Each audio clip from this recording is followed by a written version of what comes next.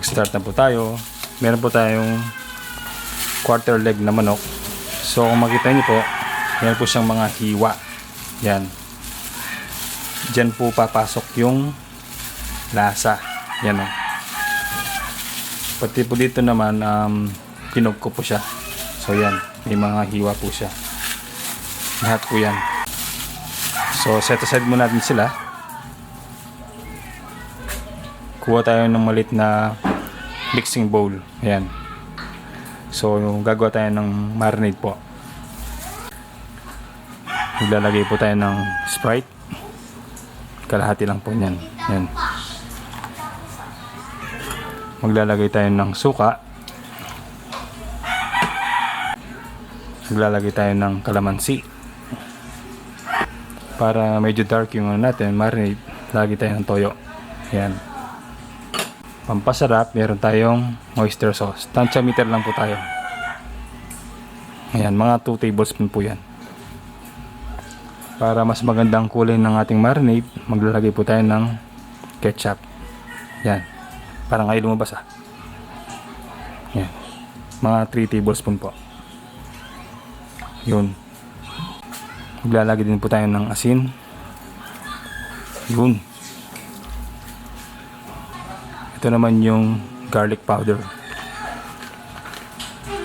Mamaya lusawan po natin. Meron din tayong paprika.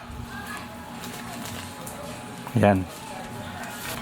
Siyempre hindi mawawala ang paminta. Yan. Mix po natin.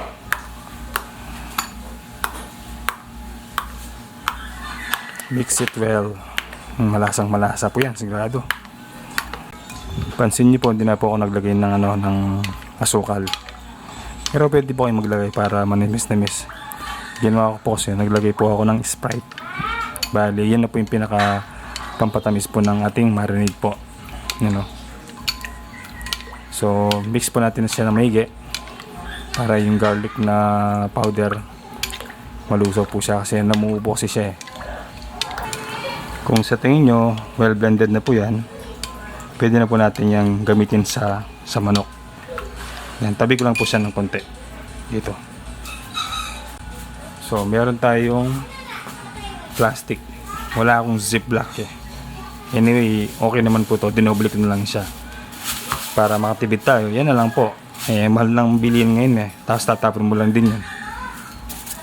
So, lalagay na po natin tong manok sa loob ng plastic. Yan, ganyan po. Hindi ko po agad ginawa kayo na gusto ko lang pong ipakita sa inyo. Yan. 5 pong ano yan. 5 quarter leg. Yan. Tapos, lalagay na po natin itong marinade. Mix po natin. Tapos, buhos po natin. Ayan. Grabe, panagrado, masarap yan. Tapos buhol natin. Make sure wala pong hangin sa loob. Yan no. Para pwede natin balibal pa rin. Yan, ikot natin. Tapos ibuhol natin siya.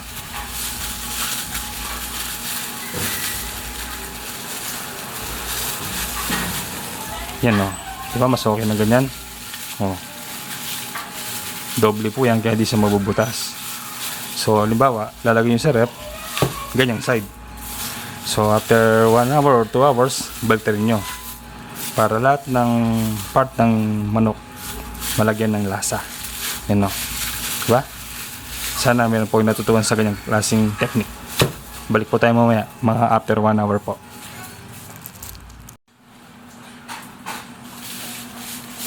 Ayan, ready na po yan after 1 hour.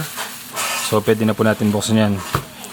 By the way, pwede nyo pong gawin overnight po ang pagbabad sa kanya para mas malasa po ang ating minarinade na manok. So, ngayon, bubuksan na po natin. Ayan, gagamit po tayo ng strainer. Kasi save po natin yung sarsa, yung marinade po. Ayan, buksan na po natin. Grabe ang bango. So, ganyan lang po.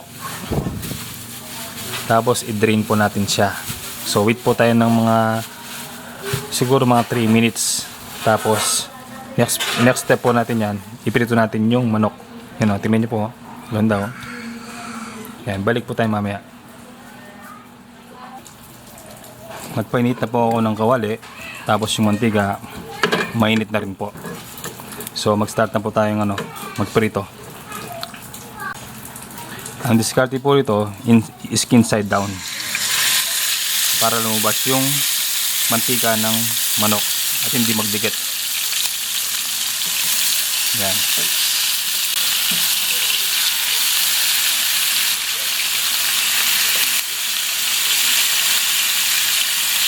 So ilagay natin siya sa medium heat para ma-penetrate yung loob ng laman.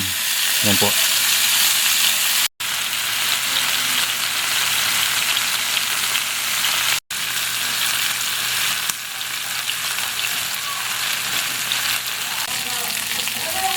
Balik na po tayo. Makalipas po ang 5 minuto. Yan. Yan na siyang napiritong side. Mawawala rin po yan mamaya.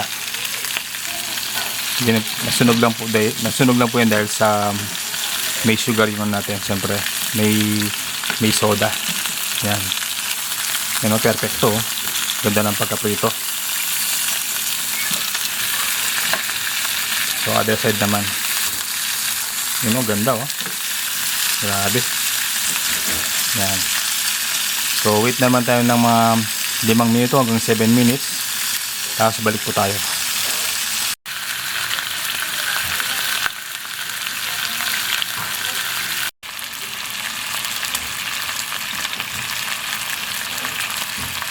Makalipas ang 7 minutes, set aside muna natin sila.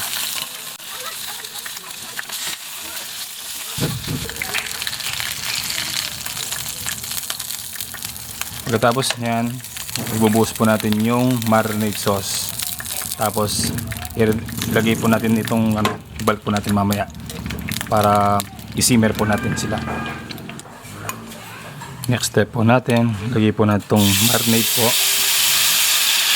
Yun. Panahalo yan, grabe. Haluin natin.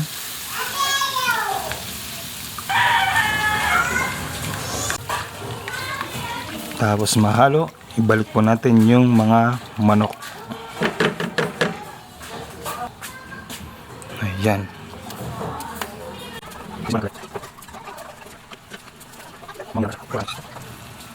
5 piraso po kasi yun eh. Ayan o.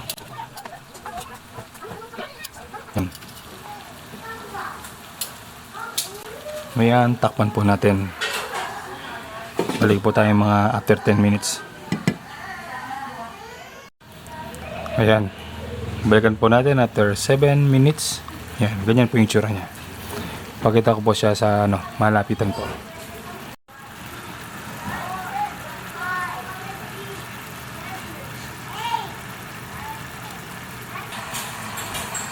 Gawin natin ngayon, baliktar natin sila.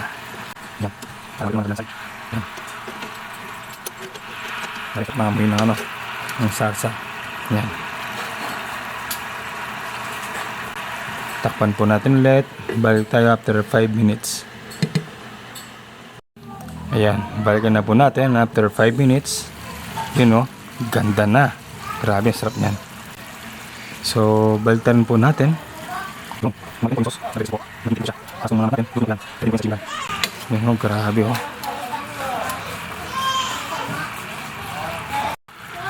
Yan, pakita ko lang po sa inyo kung gaano po kasarap ang ating chicken barbecue.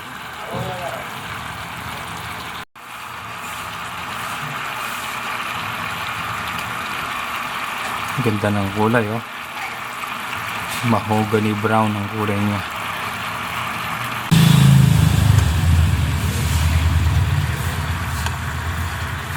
Sana na-enjoy niyo po yung aming recipe for today. Magagamit din niyo po ito sa holiday season, this coming Christmas, lalo na po sa Noche Buena, Medianoche, try nyo pong gawin yung aming recipe. Panigurado magugustuhan po ng mga bisita nyo at ng buong pamilya. Yan. Maraming salamat sa panonood. Sana nag-enjoy po kayo. Like, subscribe, at pakishare na rin po ang aming mga video. At sana malaman po namin kung tagasan kayo para ma-shoutout ko po kayo. Maraming salamat po. Thank you po.